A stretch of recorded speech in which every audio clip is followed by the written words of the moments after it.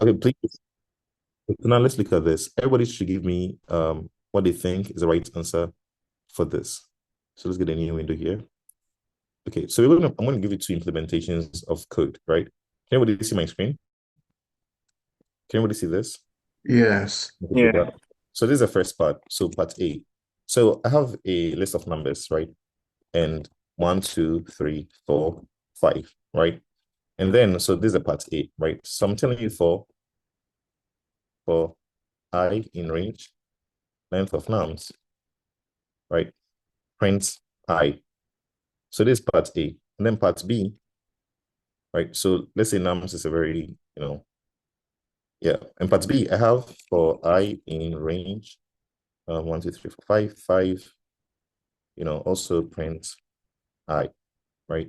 Let's assume they're in functions, right? So they can be like def A takes nums, and this is what it does. Sorry, let's get into 12. And this is function B, def B, and this is what function B also does. Okay. So I want everybody to put in chat what they think these two, the time complex of these two. Everybody in chat. Everybody in chat. Okay, I need more than this. I want everybody's response. Okay. More. Okay. Please make sure you know what you're saying. Like, if you don't know, it's fine. You can just guess. But okay. Are we good to go? Can we go to the next one? Okay, can we go to the next question? Yes. Okay. Next one. C. Let's take C. Def C. It takes nums. And then we do a similar thing for I in range, length of nums. You're like for J in range, 5, print, I. And then we have a D here. D also takes nums. Oh, can you see it well? So I move this up. I want you to see the whole code. Then this is for I in range, 5, for J in range, length of nums, print J. Let's print I again. Okay. Can I get to this? So now you should have four submissions. This comma, this comma, this. Or you can be like A this, B this. Can I get this? Can I get the answers for this too? You can be like comma, this comma. So you can be like X comma, Y comma, Z comma A, like as an answer. But I want answers to this too. Anyone? Please, everybody submit your answer. Everybody submit.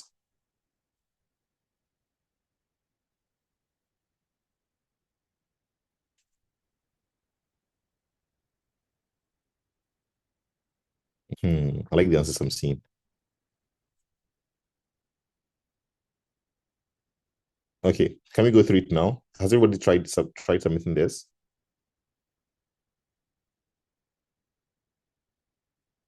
Okay, all right. Can we go right now? Okay, let's wait a couple more seconds. People are adding this.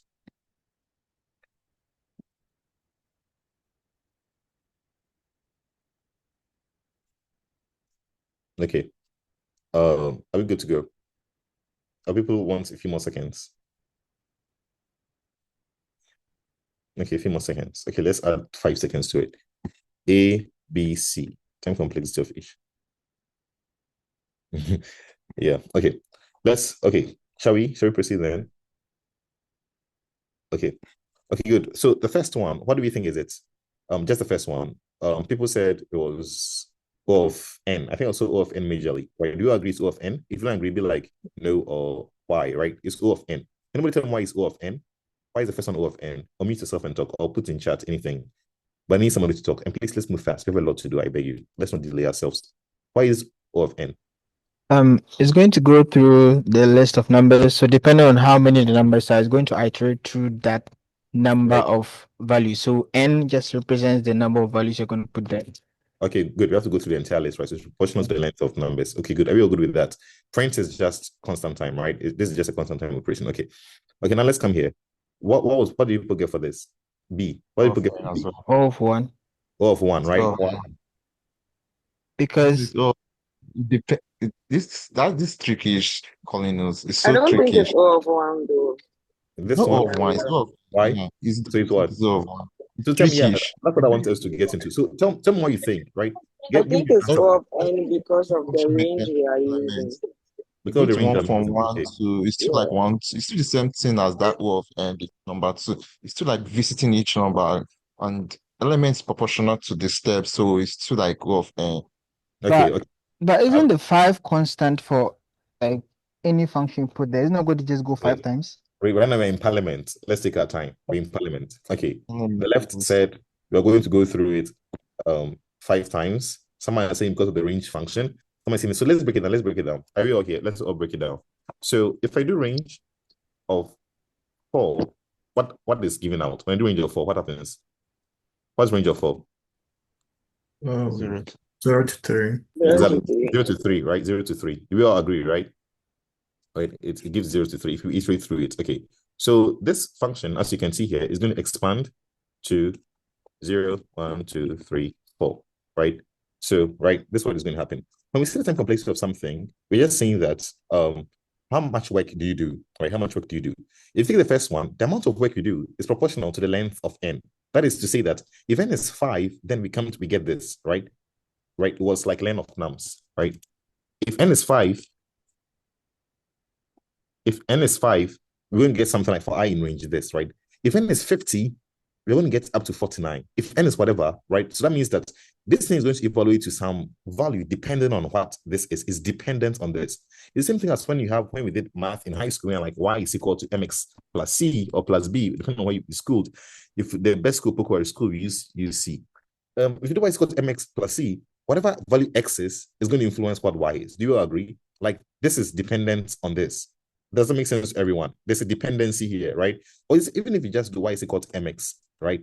Y is equal to mx. Whatever x is, like you can hold m constant. M can be 5, m can be 20, right? If we say x is 2, right? If x is 2, we get y is equal to, I don't know, 5 times 2, right? Do you agree with this? Like we get y is equal to 5 times 2. Do you agree with this? And then it'd be like 10. We used to call these linear functions. If you remember from school, we used to call them linear functions, right? Like if you draw the line, it was just a straight line graph, right? Through the origin or something. Do you agree with this? Yeah. Now, if you do y is equal to 5, we used to call this like constant functions, if you remember. That is usually like just y is equal to 5. That's like a straight line up, right? Enough math. Let's come back here. So here, no matter what it is, we are always going to do 5. We're always going to have these 5 entries. It doesn't matter what it is. It doesn't matter like anything. This for loop will always go through this 5 times. Does that make sense to everyone? Like the for loop is not dependent on some value that can be changed. The for loop simply said range of 5, which means that this will evaluate to 0, 1, 2, 3, 4. We don't care. 5 is a constant value. It's a constant number. Just like this, y is equal to 5. It doesn't matter where you see y. We're telling you y is equal to 5. But if I tell you y is equal to 5x, that means that, well, the value of y, when evaluated, is going to depend on the value of x, right? So y is equal to 5x, or y is equal to x, y is equal to x. Y is equal to x is this first one you see here. Is this first one here. So basically, this is x, right? It can change depending on the length of numbers, right? Depending on what numbers. If it's empty list is 0. If it's 1 million, it's going to evaluate 1 million. But this is always going to be 5. So this is actually constant time operation. It's constant time. Does that make sense to everyone? That this is constant time. And why is constant time? Because no matter what, we're going to just iterate this loop 5 times, right? 0, 1, 2, 3, 4. So it's always going to evaluate 5 times. But there's no guarantee. It could be 1, it could be 2, it could be 3, it could be 4, it could be 5, it could be 20, it could be 2 million, right? It could be less than 5, but it's always going to be proportional. It's going to depend. Proportion simply means depends on the length of numbers. Does that make sense to everyone? Yes, it does. I hope this is convincing to everyone. Those who said Yes. linear time. Okay, can we move on? Yeah. Okay, now C. What about C? What time complexity? You said O of n. Do you agree? Mhm. Yeah, when I took DSA class many years ago, Yes. like 20, 25 years ago, there's a question I saw similar to this. I had it wrong because I was thinking it's quadratic. It's actually not quadratic. Let's why it's not quadratic. So last year, when we used to do DSA, I used to show you a way to analyze time complexity, right? I was like, if it is nested, it's multiplication. If it's on the same line, the same indentation is addition, right? So like here, this is one line. So we already know that just this for loop is O of n. Do you agree this for loop is O of n? Because the for loop will execute as many times as there are length of numbers. We all are convinced about that, right? So we have like O of n here, right? Then we come inside here. So I said if you indent, if you come inside in Python, just tell yourself it's multiplication time complexity. So then this one we shift inside. What the time complexity of just this for loop? How many times will it work? Ask yourself, how many times will this for loop run, right? It's going to run constant time. It will always run 5 times. Do you agree? Yes. Yeah, it will always run constant times, 5 times. So it's just going to be O of 1, right? Print is just print, right? Just do it one time, right? Okay, so now the total time complexity, since there's a nesting here, right? It's just going to be O of n times O of 1. And that gives us what? O of n. O of n. Do you agree? Yes. Okay. Yeah. Now let's come to a bit trickier case, right? Maybe not tricky, but like, okay, what about this one? What about this one? O of n. O of n. O of n. Am I being O of asked or I'm n. being told? Who has a different answer? I want a different answer. I want a different one. Different answer. O of n squared. Oh, n squared. Okay. Anyone else? O of 1. Okay, let me actually even add another case. Sorry, give me a second. Let me just add another case. Let me add 2 other cases. But do you understand the first 3 cases we have done? A, B, C. Does that make sense to everyone? Yes. Yeah. It does. Yes. There's another one. Let's have an E here. And E is going to do 5, 5. And then F is going to do range, length of nums, another length of nums. Okay, so let's start from F. Let's do backward up. Okay, what about F? Let's do F. What time is of F? What do we think for F? O n squared. O of n squared. It's everybody. That's what people have been waiting to say. I had to leave N it. squared. Yeah. O of n squared. Do you agree with the O of n squared one? Yeah. Right? Yeah.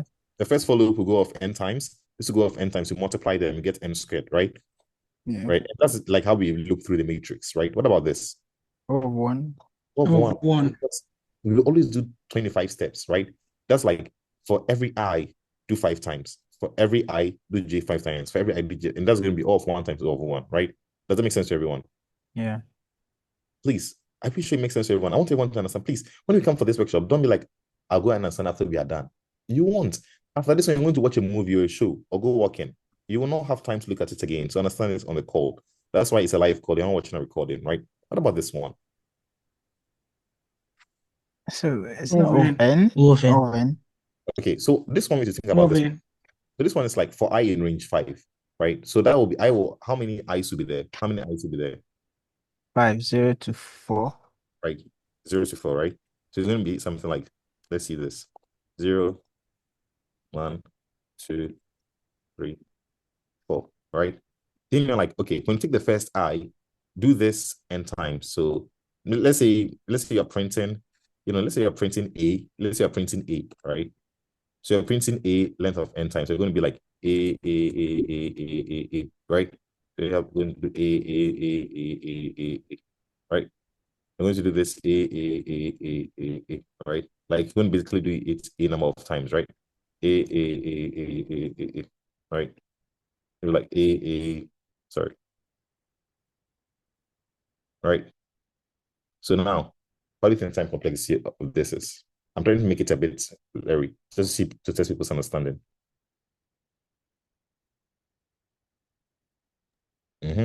O of n. Over n people, you've kept quiet. O of n. Still Why? O of n. Why is it O of n? Tell me, why is it O of n? So it's actually O of 5n.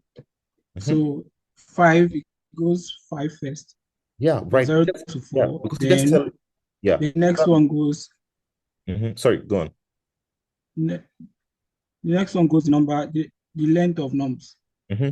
So you're just telling me. O of 5. You're just telling me, hey, do this 5 times. Basically, do this 5 times. Like do this A printing 5 times, right?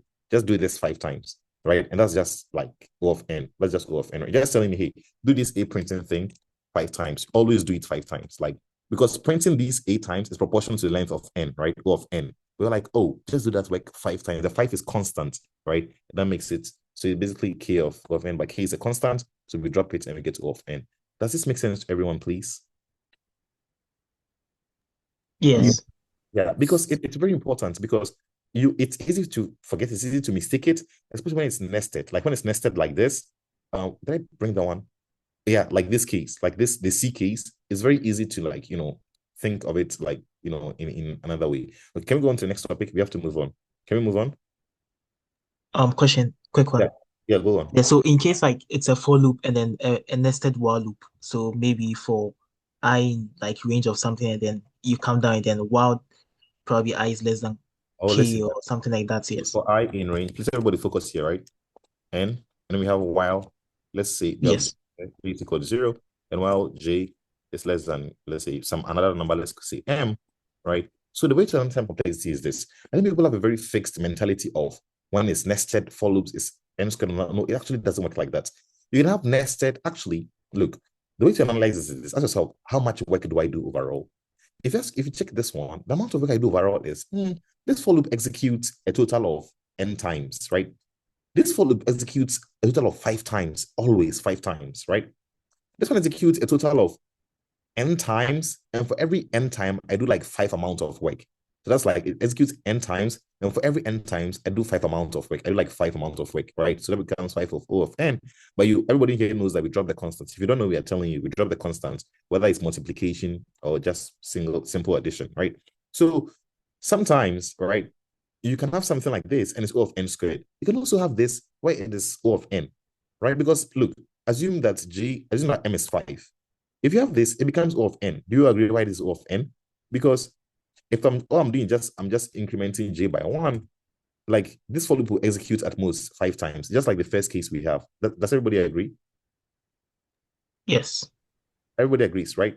So when you see time complexity, please take your time and analyze it. It's the moral of this lesson. Don't just jump, nested for loops, O of N squared. Oh, we actually see a question where it's actually O of 2N. And it's simply because the while loop inside will execute at most N times across all the operations, right? And therefore, it becomes like O of N. We see a question like that. It's very easy to think it's O of N squared, but it's actually not. It's going to be O of 2N, right? And then you just drop the 2. Okay. Next topic is tuples. I have a question, please, before Yeah, you go. I'm gonna go for it. Yeah. Yeah, so missing number. I was trying to ask you that, but there was no time. Oh, So missing for missing number. number, That question. yeah. People don't know that question now, so I'm not going to. We can do it at the end because some people haven't seen that question, right? So let's do it at the end. It's still the same. It's still time compressed. Like I'm not finding the logic of it. I didn't know how to do the logic just to analyze the time compressed because Yeah, I but found like, a lot. okay, let's take a look at it quickly. But I know I usually prefer looking at questions people have seen, like within the week or something, because it makes them easy. Because some people, if they've not seen a question before, their brain is everywhere. But people, pardon us, we're just taking like just 1 minute, I'll be out of here. No, this is a different one. Oh, it's a different one. Let's take the stuff. Let's take it that it was a sorted array. The array was stored and sorted. Yeah. So Let's do it at the end. Let's do it at the end so that okay. let's do it at the end. I think that'll make it more convenient. Okay. So let's look at the next one. So we're just filling the topics, we're just filling the gaps. Okay. Next one, look at the tuple data structure. Anybody remembers anything from the tuple that they learned 2 weeks ago? Anyone? Tuples. Anyone? What do you remember? They're immutable. They're immutable, right? And I feel like that's like, and I love them so much, right? And do we all remember when we learned about dictionaries? We said, what kind of data type can you use for the key? Is it mutable or immutable? Immutable. Immutable, right? So tuples are so good to use as keys for a dictionary, right? Like for example, if I'm going to store coordinates, right? Like tuples, because lists are mutable, right? So that's basically tuples. And how do you initialize a tuple? I want to create a tuple containing 1 element. So let's say I want to create a tuple containing the number 5. Write it in code in Python for me there. So create a variable called t and that contains 5, right? That contains 5. Everybody do it for me quickly. I want it for me quickly. Okay. I want everybody to try it. Everybody should try it. Hey, what is this 5 comma? Okay, everybody try, please. I want you to try it, right? I want you to try it, and then get wrong, get right, we correct it, right? Okay, good stuff. Let's test and see. So T1 is going to have, I saw 5 here, and then I see a, someone said if you want to add to the tuple. Excellent question. Okay, can I see this? So we're going to check the type of each of them. Sounds good. Do we agree? Check the type of each, right? So let's Python be the truth. T1. Please look, maybe you didn't have to check the type of a data type or some variable in Python, but you've seen me write this code. Then you learn it, right? Like I told you things. Like if you come across something you don't know, learn them on the spot, right? Like right on the spot. Okay, are we going to execute the code? Or do we want to add more answers? Let's execute. So we look at this, and then can you see what we have here? What's the first one? An int. What's the second one? A tuple, right? Which means that if you just do this, Python will just discard the parentheses. To Python, it's just like you were like, it's just like doing math. Yeah, you can do your math to be like 2 + 3. You can also be like, you don't want to do 2 + 3, right? That's what Python is like. Drop the parentheses and like it's done. If you actually create a tuple, a one-item tuple, you need that comma. It's weird syntax, but that is how it's done. Does that make sense to everyone? So this is how you initialize a tuple, a single element tuple, right? This is how it is initialized. Does that make sense to everyone? Are we good? Are we good? Yeah. Yeah. It's very tricky. I learned this like when I took Python like 20 years ago in freshman year. I was like, the syntax is not the best, but like it looks cool. Yeah. The next one also is someone asked a question. Well, what if I initialize it to something, right? I still want to create one element, right? How do I do this and like be like t dot something, add it the 5? Is that possible? No, tuples can be Exactly. That's what immutable means, right? Yeah. Once you create it, you cannot change it, right? You can't just change it in place. You'd be like, now let me go in. Like, it's not like a set that you can do t dot add or at least you can do t dot append. No. Once you create it, you are done. That is the cool thing about tuples, right? So if you create this tuple T1 and T2, you can't add, you can't remove, no. If you come and do T1 is equal to 1, 2, 3, you have actually created a different one. Look, if I visualize this, as you already know to do by now. So if I create T1, you can see T1 is 5, right? T2, see T1 is the number 5, right? But T2, which is a tuple, right, is also a reference. So if I do, so look, I'm going to do line 12. Line 12. If I do T2, so you can see before line 12, T2 is pointing to ID 1, right? A certain like address in memory, address 1, right? But if I do this, oh, I wanted to edit T2 instead, sorry. Honestly, like if you reassign, you've actually created a new tuple entirely. It's not that you have mutated, no. So T2 is pointing to ID 1. When I execute line 12, can you see it's now pointing to a different tuple, right? It's not the old one. So tuples cannot be mutated. They can't change it. It's immutable. Comprenez-vous? Are we good? Yeah. Okay, so Yes. we've looked at lists or arrays. We've looked at tuples. We've looked at basically many of the fundamental data structures. We've looked at like literally all of them.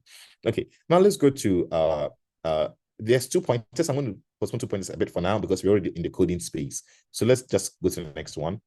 Our beloved node-based data structures, aka linked list LL. Okay, yeah, are we good to go? Actually, I like to write this part because I want to show you something. Let's try to do the connection again because I just want to show you something. Okay, but let me show you. Everybody remembers linked list, right? Before you ask linked list in some way, I showed the people in coding room yesterday. But we all remember linked list because we went through the midweek materials. So can I give you the first question? Are we good to go? Or you want us to go by it first? Can I give my question? Yeah. Answer. I want more than one person. Can we? Let's start with your question.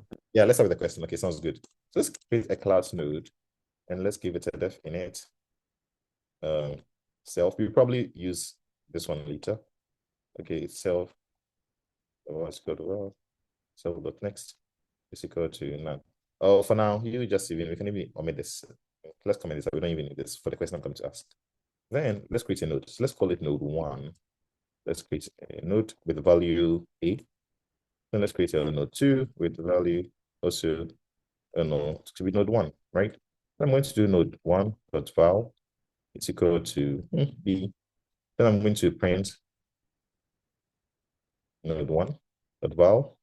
So I want to print both of them. So let's do some stylish Python here. Node 1.val is equal to, node 1.val and node 2.val so equal to node 2.val. This is called fstring. Okay, and then let's do the next thing. Let's now set node 2.val to C. Okay, and then finally, let's do this basic one. Please be on it. Bear with us. Okay, so now first question. Let's give input answers in the chat for line 10. Tell me the value for node 1.val and node 2.val after I do line 8 and line 9. If you want to know what node is, I have the implementation here for you. So put your, so it'd be like node 1.val is maybe A, comma B, or whatever it is. Please do that. You can also be like, it's gonna actually, let's initialize this empty string. Let me know if you don't give it anything, it's just gonna be the empty string. Okay, I want answers in chat. Line 10. Give me your answers for line 10. Node 1.val and node 2.val. Only line 10, be only line 10. Okay. A. Those who were in coding room yesterday, this will be easily peasily. Okay. Okay.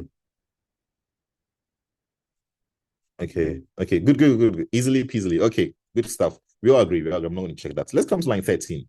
Line 13. Everyone, line 13. Line 13. Line 13. Okay. Exactly. Right? Line 13. Okay. Line 13. Okay. Okay. Fantastic. Okay. Are we good to go? Or people want to add more? Okay. Okay, good to go. Okay, next one. Okay, let's face that first. So, those saying BB, can you explain? Hire a lawyer, a representative in Congress to defend you. Somebody defend BB people. For line 13, somebody defend BB. Oh, Yes. there's this bread in Ghana we call BB bread, right? But yeah, go on. Yeah. Yeah. BB people, let's go. So yesterday while we were doing the coding rooms, we learned that objects are reference types. Mhm. And what I mean by reference types is that even though we have node 1 initialized as A and then node 2 and is equal to node 1, that means they are stored at a certain location where node 1 and node 2 all point to the same location. So whatever changes we do to either node 1 or node 2 changes what's in the location where both are pointing to. Yeah, exactly. Right. That's the whole thing. Honestly, it's the same thing. We all remember list our reference types, right? Like if you create list 1, I beg, please don't forget the things we do. I tell you all the things we do here, like really filtered, right? Do you remember that if you do L1 is equal to 1, 2, 3, this was first day when we were all crawling. That's when we did this. We all remember that if you do L1 dot append, let's say 4, both when we print L2 and L1, we'll see 1, 2, 3, 4 for all of them, for both of them. Do you remember that? Because list are reference types, right? Do you remember that? Yeah. Okay, now it's the same thing for objects. Objects are reference types. When I do node 1 is equal to node A, what happens is that Python goes, creates node 1 in memory, and returns the address of where this node is being created and assign that address to node 1. So if I visualize this, you see it here. So let's remove this. So let's create. So I created, so it's now done the creation. So it went to create node 1. This is it, right? And then it's created it in memory at the address 3, right? An address like a location, address 3. Then what will happen is that it will then put that address and assign it to node 1. So node 1 points to the address 3 or home address 3. Can we all see it here? So that's what node 1 points to. Can we all see it? Can everybody see that? Now, if I hit red arrow means next to execute. If I execute line 9, node 2 is also pointing to the same place. So both node 1 and node 2 are pointing to the same address in space. They're all pointing to this same node. Can everybody see here?